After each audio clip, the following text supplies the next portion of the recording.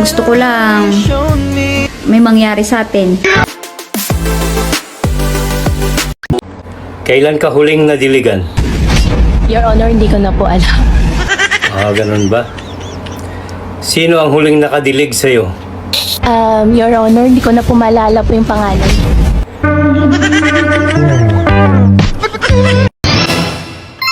Miss, kain tayo? Puro ka na lang kain, kain. Ako, kailan mo kakainin? Bakit kaya, mula nung dalaga pa ako, hanggang sa ngayon na may asawa na, masyado kinapitin ng mga lalaki. Bakit kaya? May sign yan pag ganyan. Anong sign kaya ito sa akin? Ganyan yung sign pag mga makakate. Pwede kamutin mo. Asawa naman kita eh. Suluhin mo. Kamutin mo mag-isa. Hindi ko kaya. Malapad-lapad kasi ito eh. Saktong-sakto yung kamay mo. Malaki.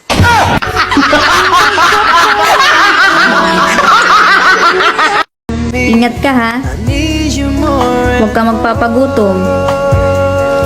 Ayaw kong may mangyari sa iyong masama. Gusto ko lang may mangyari sa atin.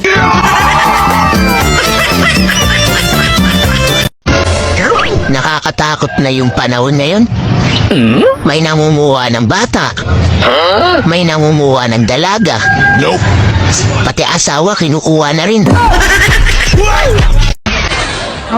Sabi sa balita, may paparating na bagyo. Karen ang pangalan. O edi naalala mo yung ex mo. Ito naman pati pangalan ng bagyo, pinapatulan para kang bata. Eh kasi parang tuwang-tuwa ka pa na umuulan eh. Naaalala mo kasi yung ex mo. Diba? Hindi mo ako, napaka-immature mo. Ano ka ba? Eh, yun ang sabi sa balita. Anong balita? 24 oras. 24? Oo. Siguro kaya ka nanonood niya, naalala mo yung ex mo, no? Anniversary niyo, 24, no? No?